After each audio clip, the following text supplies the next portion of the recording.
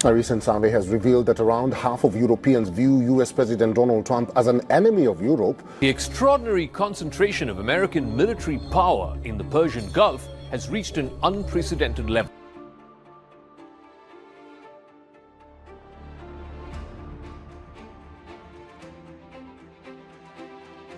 Skenario besar yang dirancang Donald Trump menyerang berbagai negara hampir dipastikan gagal total. Presiden Amerika Serikat ini menelan pil pahit setelah kapal perang Paman Sam gagal mendekati Laut Timur Tengah. Yang lebih mencengangkan lagi, Amerika Serikat bakal menarik kapal-kapalnya dari Teluk Persia. Apakah Trump terpojok karena Rusia, Cina, Iran menggelar latihan militer bersama di Teluk Hormuz? Donald Trump juga gagal menguasai Greenland yang dihadang oleh berbagai negara. Kini pria berambut pirang ini menghadapi masalah yang lebih rumit karena mayoritas warga Eropa mulai membenci Trump. Rakyat benua biru ikut bersatu membantu warga lokal Amerika Serikat untuk melemahkan kuasa Donald Trump. Cetak Gol coba merangkum gagalnya ambisi Amerika Serikat menyerang banyak negara sebagai berikut.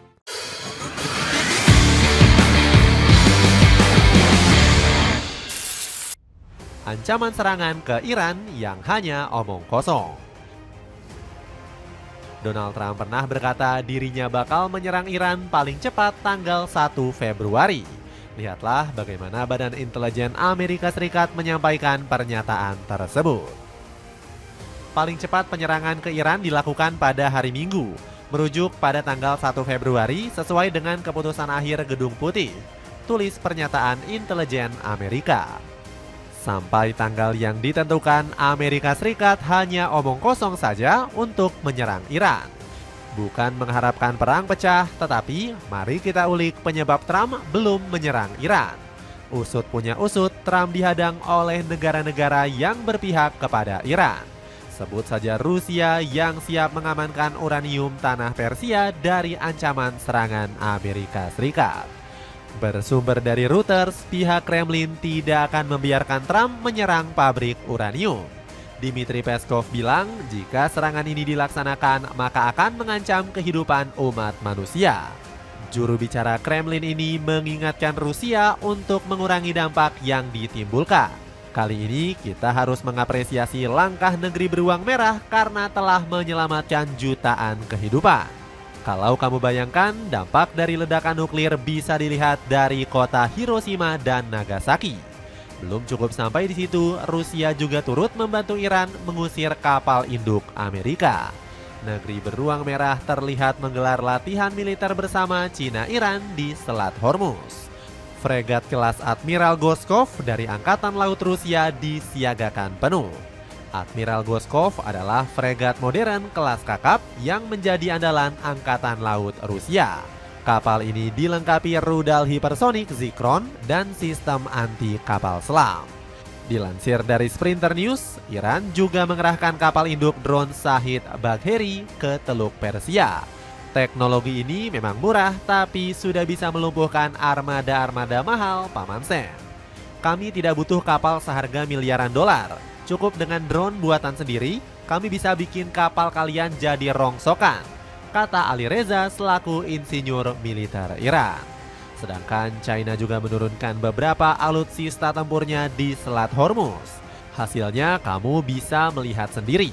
Menurut akun X, Software News Amerika Serikat menarik kapalnya dari Teluk Persia. Nyali Trump yang sebelumnya menggebu-gebu kini ciut. Alhasil presiden berambut pirang ini enggan memilih peperangan dan lebih menempuh jalur diplomasi. Trump gak ingin armada-armada mahalnya lenyap begitu saja di Selat Hormuz. Saya berharap mereka mau bernegosiasi sesuatu yang bisa diterima. Anda bisa membuat kesepakatan hasil negosiasi yang memuaskan tanpa menggunakan senjata, kata Trump. Iran menyatakan terbuka terhadap negosiasi yang adil.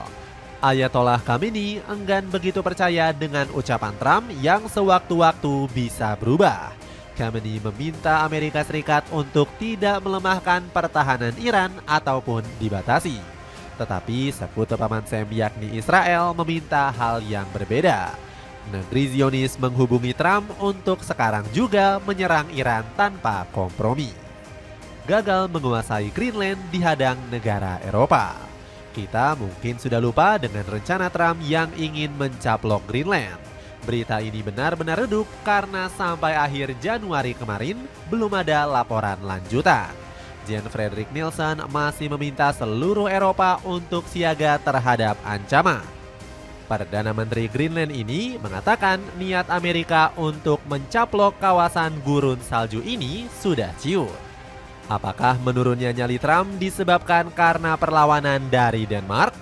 Kalau kita melihat berita baru-baru ini, Kementerian Pertahanan Nordic Country mengirimkan pesawat. Tujuannya untuk meningkatkan pengawasan dan pengamanan Greenland dari cengkraman Trump. Maskapai Air Greenland disiapkan khusus untuk kepentingan warga Greenland.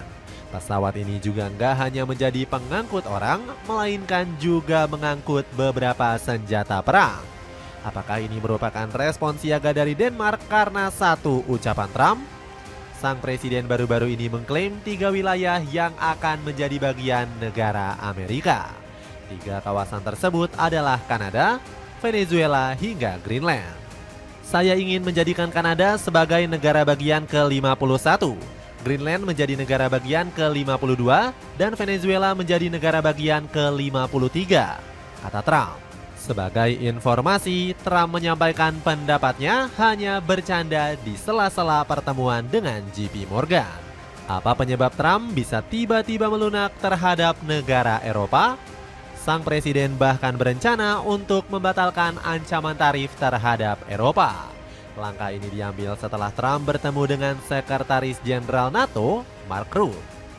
Kami telah membentuk kerangka kerja kesepakatan masa depan terkait Greenland dan faktanya seluruh wilayah Arktik, tulis Trump. Solusi ini akan sangat menguntungkan bagi AS dan seluruh negara NATO. Berdasarkan pemahaman ini, saya tidak akan memberlakukan tarif yang dijadwalkan berlaku pada 1 Februari. Pasar Amerika Serikat langsung melonjak drastis mendengar kabar batalnya tarif tersebut. Pengen jogging tapi pengen tampil kasual? Cobain sepatu lari dari Lido yang kini turun harga. Cek linknya di bawah ini. Keruntuhan rezim Donald Trump, Eropa ikut bantu melemahkan. Apa yang lebih besar dari kegagalan ambisi Donald Trump? Keruntuhan rezim benar-benar di depan mata karena demonstrasi Amerika Serikat yang belum mereda. Kali ini seruan protes kepada Donald Trump tidak hanya hadir dari warga sipil biasa. Para selebriti mulai mengejek dan mengecam perilaku sang presiden. Seperti halnya yang dilakukan pelawak asal Afrika Selatan yakni Trevor Noah. Dia menyindir Trump yang terjerat kasus kejahatan asusila bersama Jeffrey Epstein. Aksi serupa juga dilakukan oleh Billie Eilish. Selebriti asal Amerika Serikat ini memaki-maki para agen ICE dengan kata-kata kasar di tengah siaran langsungnya. Sindiran-sindiran dari para selebriti langsung direspon oleh negara Eropa. Benua Biru memanfaatkan aksi protes tersebut untuk menggulingkan Trump dari jabatannya. Warga Denmark berdemo di depan Kedutaan Besar Amerika Serikat pada 1 Februari lalu.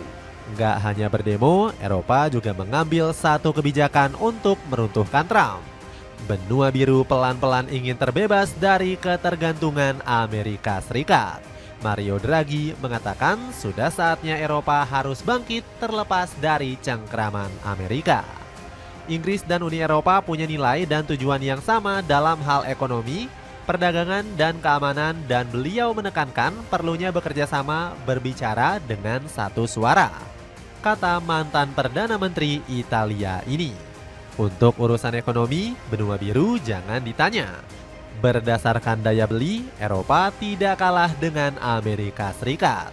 Menurut laporan, daya beli masyarakat benua biru meningkat menjadi 20.291 euro pada tahun 2025. Memang masih tidak sebesar Amerika Serikat yang menguasai hampir di semua sektor. Tapi kamu perlu ingat, pertumbuhan ekonomi Paman Sam setiap tahunnya terus merosot.